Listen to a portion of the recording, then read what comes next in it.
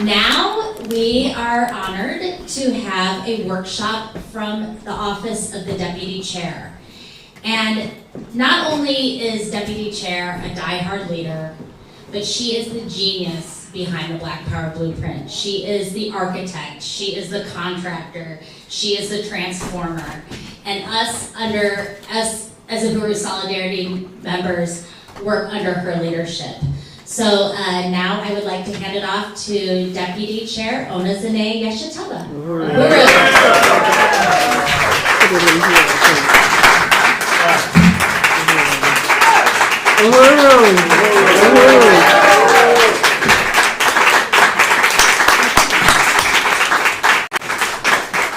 Uhuru, I'm so honored to be here today and just to be in 2025 here at the White Solidarity with Black Power convention.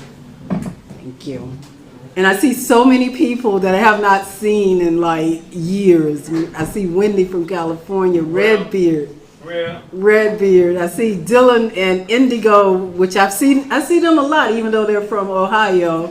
I see so many of you who have traveled so far. Maz, who I haven't seen in forever. I'm so glad to see you. So many people that I haven't seen, but work with, you know, on a daily, weekly, monthly basis, because like the chairman was saying, White Solidarity work under the leadership of the Office of the Deputy Chair. So I'm just so happy, Kara, you know, Jamie, the voice, you know, to see everybody here today. So I know we're behind time, so I just want to go ahead and move forward. I want to just really recognize Chairman Ona Zené Yeshitela, who is my leadership, who for the past 60 years have dedicated his life to overturning the social system so Africa and African people can be free in this lifetime and his lifetime. We have to do this, comrades. So I just really want to salute you, Chairman, and just really give you a round of applause. I know you've been getting that all day. I want to also recognize the African People's NCC, the National Central Committee of the African People's Socialist Party as well. All of our members. Next slide. I also want to salute APSC Chairwoman Penny Hess, who, you know, everybody always says the first white woman to go into the white community and challenge white people to stand on the right side of African and indigenous and people all around the world. So I want to salute Chairwoman Penny Hess. I also want to salute APSC Secretary General Allison Haney. Where are you at, Allie? Allison is, she works directly in the Office of the Deputy Chair, but she's the Secretary General of the African People's Solidarity Committee, which is the second in command. And I just really want to give her salutes because she's a powerful leader and organizer and has been doing this work for the past 45 years at least. So I just want to recognize Secretary General Allison Haney. All right. I want to salute the leadership of Comrade President Jesse Neville, who continues to fight on every front in the white communities all over the world. And alongside him is Vice President Amanda Carlosi.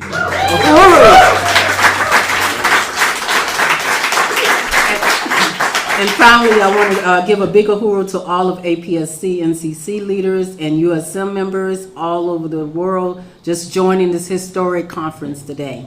Next slide. So again, my name is Ona Zené Yeshitela, and I am the Deputy Chair of the African People's Socialist Party, as well as the President of the African People's Education and Defense Fund, and Vice Chair of Black Star Industries. So I wear a lot of titles that goes along with a lot of economic work that you're going to see today. Next slide. So I just want to where is Maureen Wagner? I want to really salute Maureen Wagner, who is actually the director of Uhuru Foods and Pies. But this year, we made a strategic decision to move Maureen to the head of the Office of Reparation and Economic Development.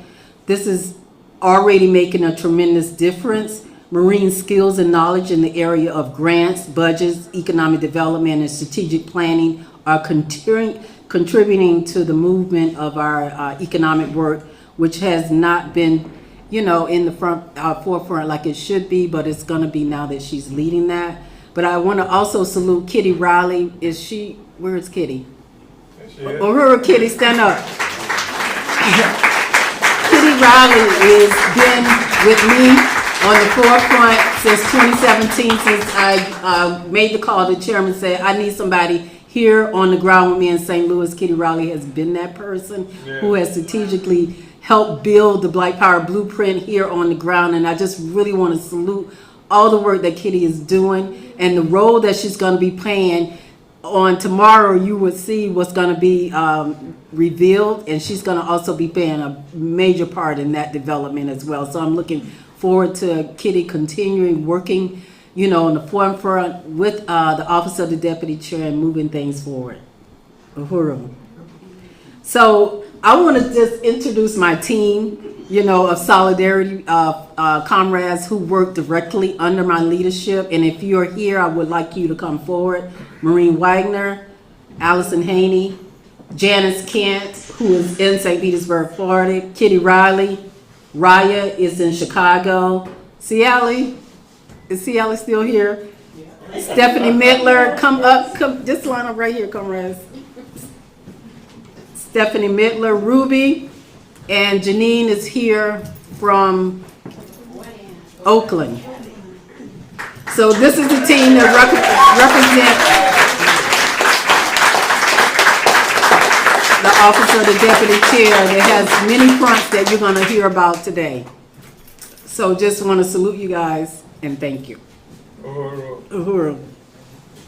And I will be remiss if I didn't say that the mighty, it used to have two mighties, but I've been putting mighty Grant's team, has been leading the charge in helping to develop economic and bring reparations into all these institutions.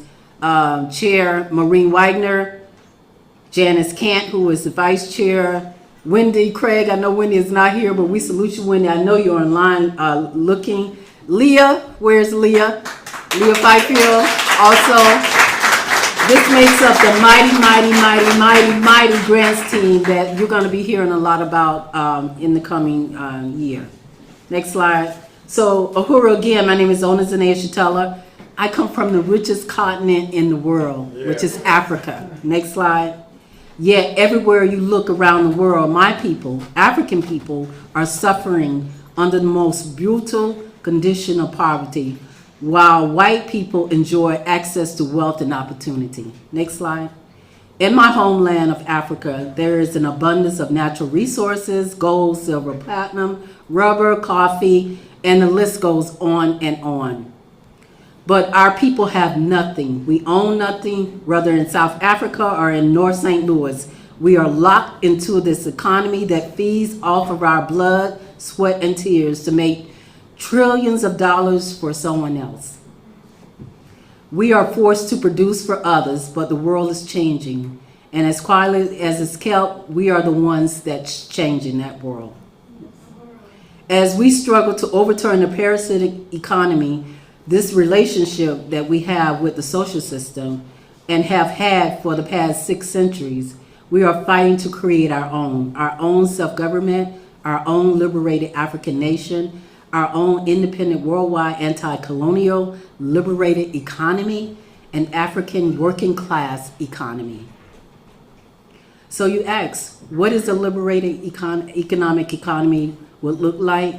Well, over the next 2 days, you will see concrete things that we're doing right here on the ground to make that happen. So I knew from the start that when I actually joined the African People's Socialist Party that I wanted to be in the leadership capacity. I wanted to bring all of my skills into this movement that included, that I've learned from the petty bourgeoisie. I worked in human resources in the city of Pinellas Park, Florida for 20 years. So I knew I wanted to bring those skills to the party. So everything that I gained in governing, that I could transfer into the movement to build the capacity of our own communities, the African working class. The vehicle through which we build our own self-government is the African People's Socialist Party. So the first thing that came to mind when someone asks, what is a liberated economic economy? What would that look like? And for me, that was African people. I was saying, okay, we have to have the power to govern. The chairman talks about that all the time. And the power to govern is something that, I envisioned when I started to set up all these economic institutions for the party. Next slide. So our party, which is led by Chairman Ona Zené Yeshitela, which is the political front, and the office of deputy chair is the economic front, which I lead, and have developed the seeds for every aspect of a liberated economy of the African nation. Next slide. Our liberated economy will serve every aspect of our lives, not to feed the colonial mode of production and the colonizer, but the power to govern must mean that the colonized workers must learn the techniques, skills, and organization of governing with confidence, which transfer more and more power to the working class through the African People's Socialist Party and negates the colonial system by negating its capacity to govern our people who are being decolonized by the party's work. We will end the disparities and transfer all the conditions imposed on African and colonized people by colonialism and the colonial mode of production. And we cannot forget, and I certainly can't, as an African woman, we caught hell and fought every step of the way from slavery, where we were being raped by the slave masters, to working from can't see in the morning to can't see at night, and being abused on a day-to-day basis, picking cotton and taking care of white babies. Our vision is based on the economic ministry. That's what the party has developed through my office. The work we do now will be the model for a liberated economy of the African nation. The party builds international unity with all colonized and oppressed people. When Africa has access to all of our stolen resources and free to develop our own economy, the whole world economy can be liberated. We will reverse the colonial mode of production that was built on the backs of African and all colonized people of the world. The liberated African economic ministry will be organized under democratic centralism, based on systems, policies, procedures, protocols, manuals, job descriptions, and trainings that the Office of the Deputy Chair has built. We are building the structures of a provisional government that empowers the African working class to govern and to build the socialist economy. So when we think about the party and what it's done and the congresses that we've had. So our first Congress was held in 1981, which was the new beginning. The road to socialism was painted black. And our second Congress was in 1987. This time till it's won, the power of our own in our own hands. So the Congresses of the African People's Socialist Party is the place where we come together to plan and liberate future for our people under the leadership of the African working class that has given so much for our struggle historically, but has received so little in return. So our third Congress was held in 1990, and our fourth Congress was held in 1997. Our fifth Congress, the One People, One Party, One Destiny, was held in 2010. Our sixth party Congress was held in 2013 in Uneasy Equilibrium. Our last Congress that we had back in 2018 was our seventh Congress, Vanguard. These skills and techniques have given us the capacity to governance, which includes our Constitution. So you can't govern unless you have a Constitution. So the African People's Socialist Party Constitution lays the foundation. The administration does not make policy. Policies is made at the Congress by the membership and developed by the chairman and the National Central Committee of the African People's Socialist Party. What the administration does is take the policy decisions that come from the Congress and the party's leadership and carry out their implementation. preamble speaks to the history of our people and our organization. We have consolidated the legal name of the African People's Socialist Party and our relationship to the African Socialist International. Next slide. So we're not waiting until the revolution is completed to govern. We are exercising self-government as part of the process of making our revolution for total liberation and unification of Africa and our resources globally. And today at this conference, we are calling on white people to take a stand for reparations into the creation of this new economy that is fulfilling our vision for freedom for African and Africans and oppressed people all over the world. At this conference, we're asking and challenging the white community to take a principled stand in solidarity with African self-determination for reparations. So this is not charity. This is about truly repairing the damage caused over the past 600 years by a system built on slavery, genocide, colonialism. Real reparation means that you can show material solidarity and unity with this movement and for us to take back everything that belongs to us. Because we want it all back and we are taking it back, we are taking back our fundamental rights to wield power over our own lives so that never again will African families have to mourn the loss of their loved ones to brutal acts of colonial violence. We envision a world where Mike Brown would have made it home on August 9th in 2014. A world in which George Floyd would have been not stumped to death 1 year, 2 years ago, 3 years ago on the streets of Minneapolis. A world where Breonna Taylor would be alive today, happy and free to live without fear and insecurity. We assume you want that world too. But in order to make the world a reality, African people must have political and economic power over our own lives, Black power, self-determination. An end to colonialism and that dominates our lives and rips our communities apart and cuts short the lifespans of our sons, daughters, fathers, mothers, brothers, and sisters. We want freedom. Nothing short of total liberation will not do. Whether in Haiti, South Africa, or any place on the continent of Africa, Black people are being portrayed as poor, people who are helpless, buried in starvation and poverty, and constantly quoted as being rescued or pitied by the ones responsible for our oppression. Our oppressors, the colonizers, they have no resources of their own except what they steal from us and our people and our labor and our land. They steal from us and then they portray us as needing charity from them. There is something wrong with this reality. Rectifying this relationship and consolidating the independent Africa economy through African self-determination and winning reparation is the #1 goal. As Chairman Ona Zené Yeshitela says, Africa is not poor. Africa is being looted. We African people are not poor. Our system is looting us. Uhuru.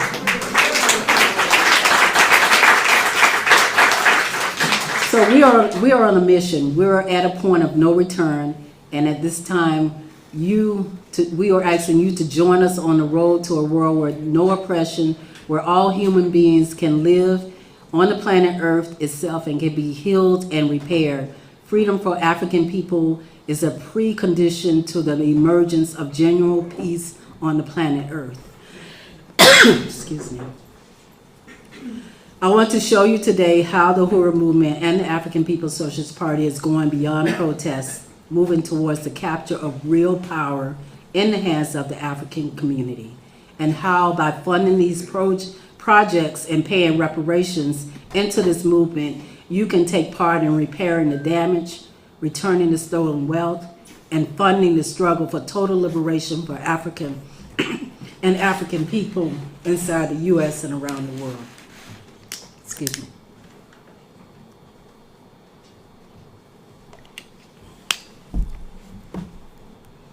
So, although the Office of the Deputy Chair's goal back in 2017, when I first came here in St. Louis, was to build what we have and to make what we have productive. We could not pass up the opportunity to make the chairman's vision a reality as he defined in the political report, putting revolution back on the agenda again. That was to the APSP plenary in January of 2017. So this is when the Black Power Blueprint was birthed. Next slide. So right now at 4101 West Florissant, where you are sitting, we purchased this condemned building from a private owner in June of 2017. APEDF invested $150,000 in renovation. We did this in a record 10 months. Me and Kitty, we were the contractors. We made it happen. There was no plumbing, no heat, no air, no electricity. The floors, there was no floors. And you'll see that in some of the pictures.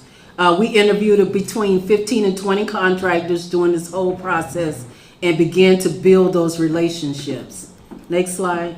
So here are some of the pics of the building before it was renovated. You can see like tuck pointing needed, the whole back of the building was a mess, and also the front. Next slide. And this is the front door that you came in. The yellow to the right is the front door that you came in, and the left, on my left, was the door to go upstairs. And here are some more pictures of what this whole building looked like inside when we took possession of it back in 2017. Next slide.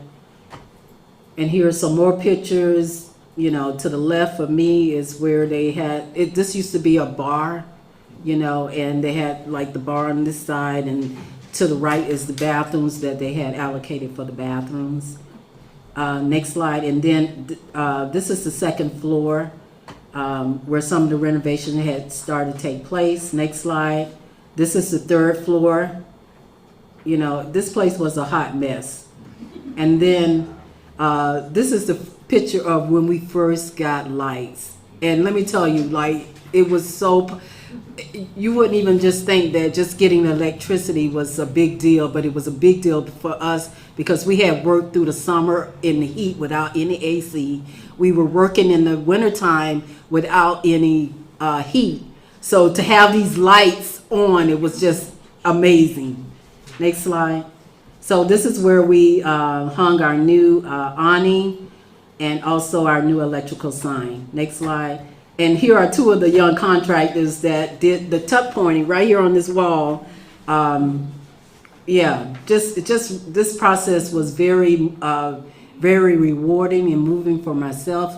I had, you know, I purchased my first home in St. Petersburg, Florida when I was 26 years old and went through the process of renovating it. But to be able to come here and see the conditions of this community and be here on the ground to make all of this happen, for me, is very humbling. I appreciate the chairman so much for sending me here, you know, to be here on the ground and to make all these projects happen. Next slide. So here it is, you know, Kitty and I completed the renovations April of 2018, and this is where you are right now. So the second property that we obtained is right across the street at 4031 West Florissant, and we purchased this from the LRA. We combined 4 lots at 4031, 4033, and 4035 West Florissant, and also the cross street is Alice at 2150 in April of 2018. In May of 2018, we demolished those 2 buildings and completed the project in February of 2020. Next slide. So here we are preparing the ground, because when you demolish these properties, everything don't get towed away. Some of it get buried inside the ground. So we had to dig really, really deep to get the flag in. Next slide. So we installed a 50-foot flagpole and a 25-foot red, black, and green flag on the property next door. Next slide.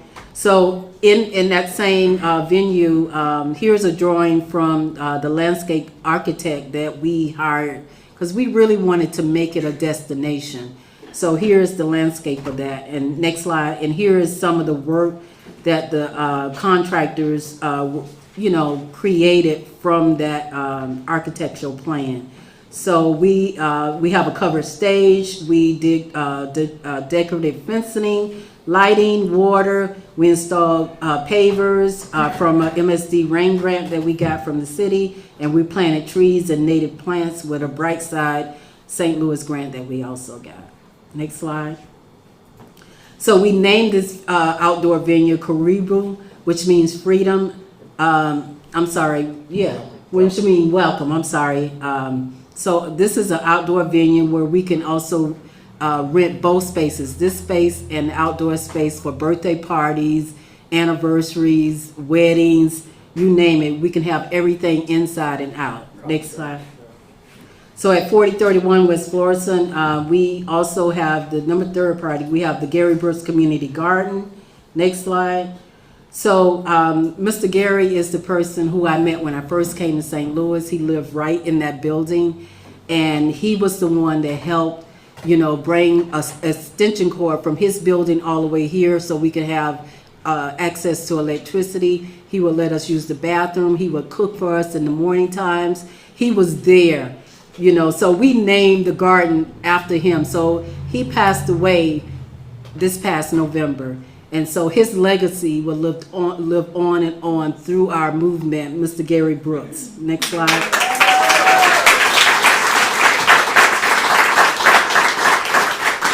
So, and here is some of the volunteer days that we had at the garden. Next slide. So in April, we'll be planning the Gary Brooks garden again. This will be our 7th season, I think, 6th or 7th season. I can't even keep up. We have 8 vegetable garden boxes, flowers and trees bloom, and we have yellow apples and peach trees will also bear fruit. Next slide. We will plant collard greens, greens and purple cabbage, herbs, teas, scallions, kale, Brussels sprouts, okra, tomatoes, bell peppers, and more. And we're going to be harvesting later this year. Next slide. So on this property as well, we have the One Africa, One Nation Farmers Market. We received a 3-year grant from the USDA to support the One Africa, One Nation Farmers Market to bring fresh food into our community on the north side of this St. Louis. Next slide. To combat food apartheid, we collected and we organized Black farmers and growers, and we also had youth farming programs. We held workshops and also backyard chicken gardens, and we're preparing healthy foods coming up for this year's season. And we also have vendors that will be able to have SNAP, the EBT program, that the state provide as well. Next slide. So ANWO, the African National Women's Organization, has taken over the One Africa, One Nation Farmers Market for their economic development. So this is one of the things that they do to bring resources into their institution. So we used to have the One Africa, One Nation market right outside of this building. Now, since ANWO has taken it over, we've moved right up the street to O'Fallon Park. Next slide. So on the side, we created this beautiful mural, and Mr. Gary, who I just spoke about, he's the one in the yellow hat. We made him like front and center of this mural because we wanted to really acknowledge him and appreciate him. And now that he's gone, his legacy will live forever. And Jamie, the artist who actually came from Birmingham, Alabama to put the mural up, she now lives here and she moved here to St. Louis with her 2 girls. So this is a beautiful thing. Yeah. Next slide. Next. So our 5th property is at 4029 West Florissant, and this is actually the place that Mr. Gary lived for most of his life until he got ill and his family put him into a nursing home. So we took possession of this amazing property on June 1st of last year. We have completely demoed the inside of it. We're working on the electricity now, and we're installing the panels for that to happen. Next slide. So Mr. Dependable and his crew came out and they demoed the whole inside. Now I don't want to give everything away. This is just some of the small businesses that we hire within the community. Mr. Dependable. We also hire Mexicans for our contracting work as well. So this is what the inside looked like. And tomorrow on our tour, you'll be seeing, you know, what we have done, and we'll also be unveiling a new program that we're going to be highlighting there as well. Next slide. So our next property is at 4007 to 4009 West Florissant. Next slide. So we purchased these properties in July of 2019 from the LRA. We demoed the condemned 2 buildings that you see in 2020 from a grant that we actually got from Clip Bar. You know, Clip Bar that makes those bars. They came here and saw all the work that the Black Power Blueprint was doing, and they were blown away. So they gave us a grant through their organization, and we used $20,000 to invest in tearing these condemned building down. And that property is going to be used for a parking lot, because everything that we own on West Florissant, we have to have the ability to have parking, or the city will not let us move forward. Next slide. So our 7th property is at 4001 West Florissant. We also purchased this building from the LRA, which we got this building for $1,000. So we demoed this building.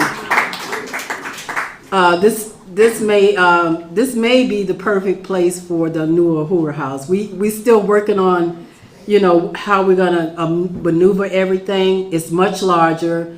The interior is much bigger for, you know, for us to have bigger crowds, more office space for our growing cadre and our community organizers. And this is also an exciting, because it may be that it frees the Uhuru House open so we can put the Uhuru Wakalia here. We're just still, right now, we're in the still planning stages of how we're going to be maneuvering everything around. Next slide. So here are some of the before pictures of that particular building that we have completely cleared out. But the city has a policy of let it rot here in St. Louis. So this is how it looked on the inside. Next slide. Here are some more pictures of how it looked. It looks completely different. It'll be on the tour tomorrow. You'll be able to see what we've done so far. Next slide.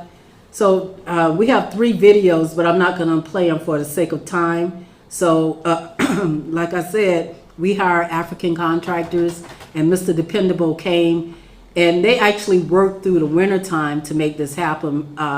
Through rain, sleet, and storm, they came in and made it happen and cleared the total building out. Next slide. So the properties, 8, 9, and 10, which is at 3945 and 3943 and 3941 West Florissant. So we're continuing down West Florissant, and we purchased these properties, 1 from a tax sale and 2 from the LRA. So this is going to be the future home of the Black Power Square Retail Business and Development Center. We're looking for funding opportunities to begin this project from the ground up. Next slide. So it's going to cost us about $400 to build this from the ground up, but we're $400,000. So, we're looking for funding opportunities right now. The Mighty Grant Teams is on the ground trying to really, find the opportunities for us to really set up this Black Power Square. Next slide. So the vision is to have shipping container complex that will be affordable, move-in ready spaces to grow local businesses. The Black Power Blueprint So we met with an organization called Boxville out of Chicago, Illinois. We met with their steering committee, and this is actually the model that we want to use to make the Black Power Square happen. And we met with them, and they were just like blown away. They said, we see everything that you're doing on the ground in St. Louis. You're our sister organization. We thought that, they were going to be saying, no, we don't want to, connect with you, but they want to connect with us. So we're going to be reaching out to them again now that we have the land secured and move this project forward. And then the next property, number 11 at 4368 College, is the Black Power Vanguard's community basketball court. Yes. So this is what, before we put the court there, this is what was there. 2 commercial buildings on that lot. We got these properties again from the LRA in January of 2018. And the bricks started falling down because we hadn't planned to start this renovation for probably 2 years. But when the bricks, started falling down, it became a dangerous hazard for the community. So we went ahead and start prioritizing that work and made it happen. Next slide. So we demolished those condemned buildings in May of 2019. Next slide. So this wasn't an easy project. As I stated, when you take down these buildings, underneath the ground is like raw, stone and debris and all this stuff that we have to work through. But this is Jason Pye, who is our electrician and the master electrician that he works for as well. So we were getting ready to install the electrical wiring under the ground and start rebuilding the retaining wall on the right side. Next slide. So here is where we start pouring the concrete slab. It took 8.5 truckloads. This was a major construction project. Most people assumed that the court would just be a concrete slab of concrete, but it wasn't. Next slide. So, you see Chairman sitting, he's there just overseeing the work.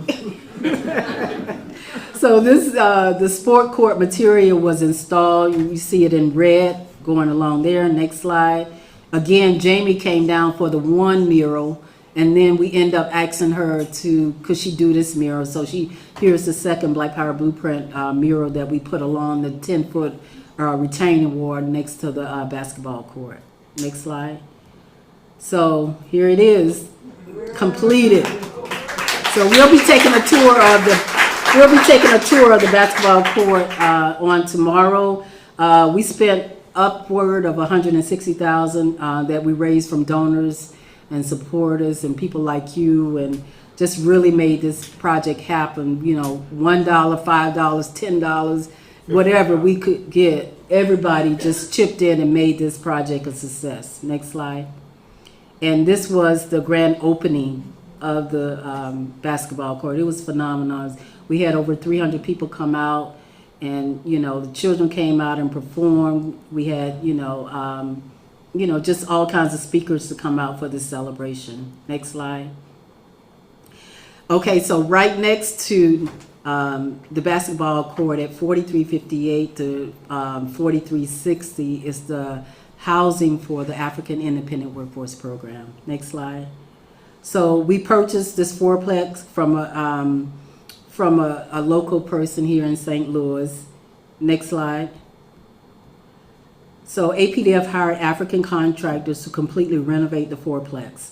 We had plumbers, roofers, electricians, HVACs, and fencing contractors. We had many volunteer work days to clear out the building and the yard to assemble furniture and decorate. This was definitely the house that Black built. Here are some of the before pictures. And again, we're going to be on a tour, so I don't want to show you every single thing, but I'm just give you a little sneak peek. Next slide. Here are some more before and after pictures. And also just really wanted to appreciate Uhuru on the Uhuru Furniture and Collectibles in Philadelphia. We furnish all the apartments with beautiful pieces from Uhuru Furniture and Collectibles in Philadelphia. Allison Haney, our Secretary General, drove down 900 miles through mountains in a storm to bring this quality furniture. And in each apartment, we have one piece of our hand-painted Enzo furniture designs that we design for each apartment. Next slide. So, and I want to just really thank JD Chef Foundation. They provided a grant for all the appliances that you will see in the fourplex. Next slide. So the fourplex is named from Mafundi Richard Lake, long live. He's a historic freedom fighter from Birmingham, Alabama, who spent much of his life in the notorious Alabama prison system and who initiated one of the most powerful organizations while in prison at the Atmore Harmon Prison. Mafundi also became the first national organizer for the African National Prison Organization, AMPO, was the first mass prison organization created by the Revolutionary Party, the African People's Socialist Party. Next slide. And this is his wife and his family. In each apartment that we created, you will see pictures of his family throughout. His wife is Carolyn Lake. And we just really, really want to salute the Mafundi Lake Steering Committee, who also drove a bus down and helped us with the dedication. Next slide. So again, we named each apartment after a freedom fighter, African freedom fighter prisoners. Mafundi, Matula Shakur, Asada Shakur, Suriana Coley, and Desi Woods. This fourplex that APEDF is inaugurating is part of our work to recognize and make a tribute to the 4 others of the hundreds that were intended to be removed from the memory of our people forever under the colonial powers. Next slide. So here is some more of the furniture that we actually have placed in those apartments. Next slide. So here's some of the after pictures of the apartments, and you'll get to see this live on tomorrow. Next slide. So the next land that we acquired was at 3771 West Florissant, and that was going to be the home of Uhuru Bakery, which is the Women's Health Center. Next slide. So we purchased the land at this location for the Women's Health Center. Next slide. So Uhuru Bakery means freedom to nurture. We've raised $230,000 for the health center already. So we're on the trajectory of raising the rest of the money. We have about $196,000 more that we have to raise, but this is a rendering of what the building would look like. Next slide.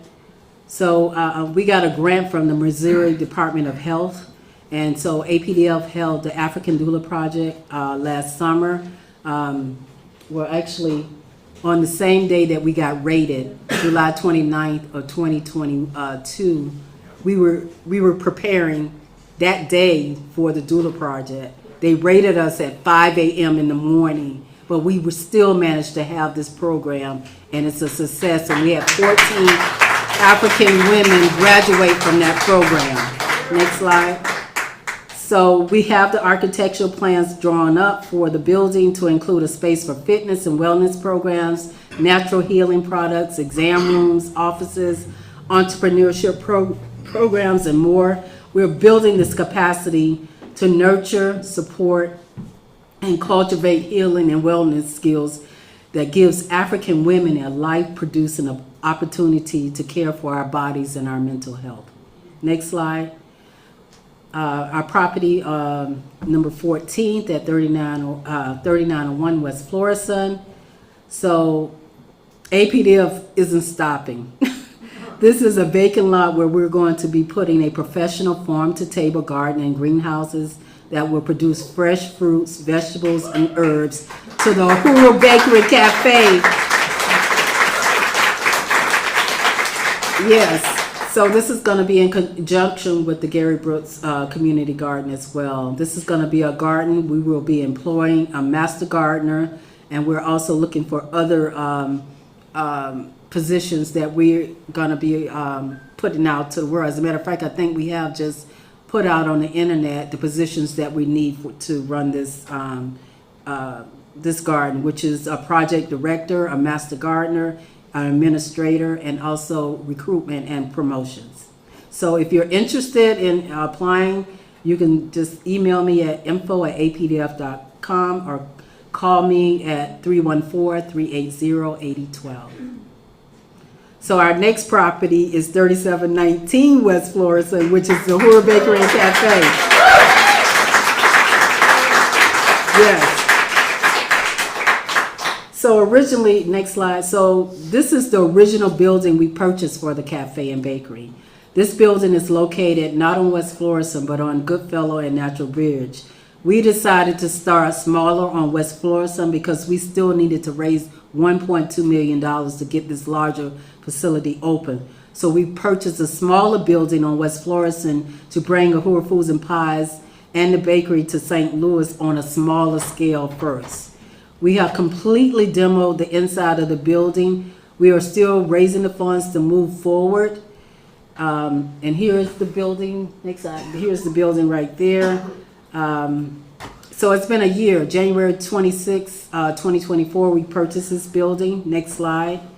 So I know everybody, you've been hearing more about the struggle that we had with getting our permit. That took at least 9 months of our time. We won that battle. Yes. So on February 12th of this year, just a month ago, we went before the Board of Adjustment for the appeal hearing. Next slide. So the board voted unanimously to overturn the permit denial. Next slide. So in all, when we fight, we win. Next slide. So just to sum up, because this thing, like I said, was going on for 9 months. So I just really want to thank everybody. We had 110 plus supporters on the hearing. We had 25 people who spoke at the hearing. We had 330 plus supporters who signed letters, petitions, and wrote in letters. We created our own Northside Independent Neighborhood Association because they were trying to combat us with a neighborhood association that did not support, African self-determination. And also we had the St. Louis Business Coalition sign on and help us with this fight. We had politicians who wrote letters of support. We hired an attorney. The HOU signed on, the African People's Socialist Party, Agitprop signed on, NPDOM and USM. They all signed on, and we kicked their asses. That's all I have to say. We kicked their asses. So next slide. So this is not everybody. This is all that I could fit in to this presentation of all the people that were on that call that night to help us win this, to overturn this decision. Next slide. So the next properties are 16, 17, and 18th, and they're on Ferris Avenue. So going back to some of the great things that APEDF and the Black Power Blueprint is doing, the most of you don't know is that APEDF is working on a program to renovate a number of other properties. Major renovations are in process right now as we speak of 4 properties that APEDF is going to transform into affordable housing for our community. So right now it's more affordable to rent than to buy in 50 of the major metro states. So we want to provide affordable housing to African people in this community. Next slide. So on Ferris, this was a complete gut. St. Louis have some of the most beautiful houses. I'm serious. They're all made of brick. So again, Mr. Dependable and his crew came out. Angel and his construction roofing company came out and put on a new roof. They just made it happen. Next slide. This is another house on Ferris. This house was in really excellent condition. We didn't need to put a new roof on. Do you see the beautiful hardwood floors are in excellent condition? So right now we're installing the electrical and the HVAC into this house as well as the plumbing. Next slide. So on Harris, this is not complete gut yet, but we're working on it. This is Demetrius Jones, who has his own business. He is helping us to construct and reconstruct the flooring and lift the floor up to level it up and installing the new stair walls. Next slide. So the city is blocking the Black Power Blueprint because they have a plan for the north side, and it's not meant to benefit us. the National Geospatial Intelligence Agency, which is a combat support agency that collects intelligence for the national security, aka a spy agency, has built a huge facility on the north side, and the plan has been to let the north side, the African community, rot so the city can gentrify it with the NGA employees. So that's why we're here, and that's why they're trying to stop everything that we're trying to do on this one corridor. Next slide. So the 19 and 20, we purchased 4919 and 4917 on Natural Bridge. One of them is the national headquarters for the African National Women's Organization, to my right and maybe your left. And then the new one is for the Black Power products, which is going to be a economic development institute of the African Independent Workforce Development Program. Next slide. So this property is 75% complete from total rehab. The seller, they left all the supplies, flooring, vanity, with the sale of the property. The new staircase, new floors, new walls, and basement has been framed out, and additional rooms. This property is perfect for our next venture, like I said. Next slide. So we will develop our Buy Black Power campaign with the distribution of Uzi, Enzo, and Uhuru Planet products. We will buy from each other and sell to everyone. We will not just buy black, we will be buying Black Power. Next slide. This would include Enzo products, Uzis, Vanguard 7 lipstick, African flags, Red Stars, berets, Burning Spear publications, the Burning Spear newspaper, decolonized products, and more. Next slide. So look at the beautiful Enzo products that's going to be there. You know, we're going to have the crocheting by All Power Production Creation, which is Cialis products, and so much more. Of course, tied to all of this development are the two most important things, is the people. Let me say that again, it's the people. The Black Power Blueprint built relationships with our first student group from Washington University who came in force to volunteer at our garden. So these are just some of the people that we have consolidated here in St. Louis, and so many more. Next slide. And we'll be having our, moving on, we'll be bringing Uhuru on the Move, our moving company, to St. Louis that will be tied directly to our workforce development program that you will hear, you know, more about later. Next slide. We will move our association, ANIBA, the African National Independent Business Association, from St. Petersburg to St. Louis with a tagline, developing economic and self-determination. And the mission is to transfer business skills and experience to existing and or aspiring Black entrepreneurs that is designed to enhance our community's capacity for achieving economic self-reliance in our struggle for Black national liberation under the leadership of the African working class. ANIBA will work with other organizations nationally and internationally. So next slide. So we will continue to be the voice of Black St. Louis Speak newspaper, informing the community of what's happening in the community, so everybody can be involved in making it happen. To add to various ways that we can speak to the people, we were able to snag this amazing billboard on one of the busiest corridors in St. Louis. Yes. And that's on Page Avenue, which is a really huge corridor. So we want to begin advertising, you know, this year. So yeah, this is huge, you know. So we'll be able to project anything that's going on in the community on Page Avenue. Next slide. So the 22nd property is at 2654 Gravois Avenue, the Uhuru Solidarity Center. Unity 2? So we purchased this from a private owner in September of 2021. So this is the home of Uhuru Planet at the moment. So they manufacture all the t-shirts and other products there. And also it's the home of the African People's Solidarity Committee, where Chairwoman Penny is there. Her office is there as well. Next slide. So I just want to close. We're kicking the ass of the ruling class.